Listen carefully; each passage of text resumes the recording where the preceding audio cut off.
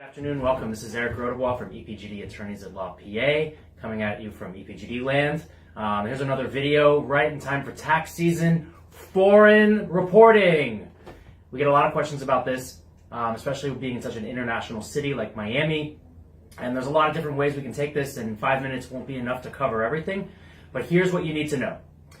If you have foreign income, right, and you're required to file a U.S. tax return, then you probably have to report that income on the U.S. tax return. Now, that really goes to a bigger question of who is required to file a U.S. tax return. So, ready? Pretty simple. It's tax residents, which are citizens and permanent residents, and people who live here more than a substantial amount of time. There's a whole formula. It's called the substantial presence test. I think we did a video a while back where we did the math formula on the board. Anyways, and so if you're considered to be like your residence, let's just call it that, the residence test. If you're a resident of the United States, then you have to file a tax return in the United States. On that tax return, you then have to report all your worldwide income. Now, if you're a non-resident of the United States, you don't have to file a U.S. tax return unless you have U.S. sourced income.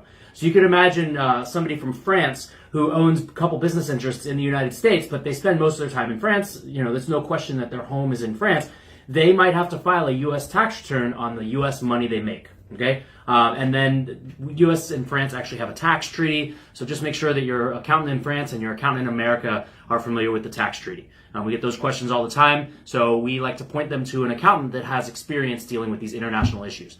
Now, what about foreign bank accounts? You've probably heard of this, the foreign bank account reporting, FBARs. So if you have foreign accounts, and there's a whole definition of what they are, but basically financial accounts, and if those accounts, and by the way, we're talking about a U.S. tax resident, so permanent residents, citizens, and people who live here.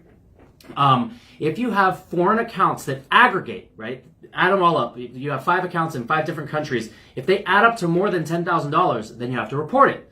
There's no tax, but there's a huge penalty if you forget to do it. So that reporting used to be done in the middle of the summer. Starting this year, it's going to be reported with your regular tax return. So great example is Argentinian family moves here, they do the immigration process, they make their life here in America, and there's no question that they're living here, so they're going to need to file a U.S. tax return, but they still have their retirement account, maybe a pension, maybe some stock accounts, investment accounts in other countries, maybe their home country. And so they need to report it every year. Okay, there's a whole process to it.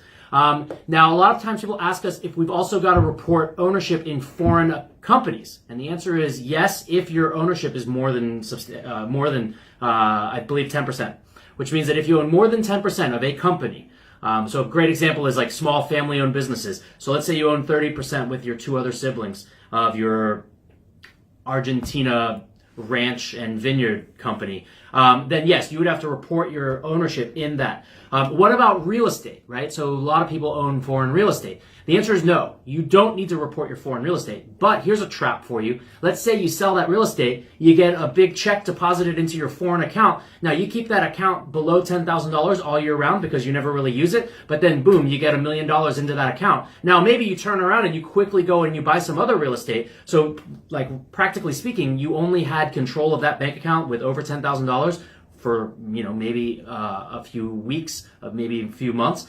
You still have to report it because now at some point during the year you had an account with more than $10,000. A lot of foreign real estate is owned by companies. So if you own a company, that goes back to the other one. So the reporting foreign bank accounts, reporting foreign accounts, reporting foreign company ownership, again, there's no tax, but there's big penalties. Basically, the IRS wants to keep track of who owns foreign financial assets.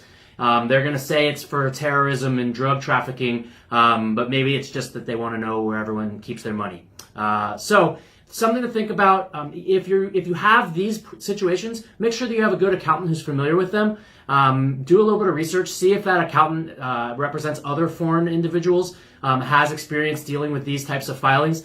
The last thing you want is just a tax return preparer, somebody who's maybe just used to just filling out a W-2 and a 1099 and giving you the 1040 EZ.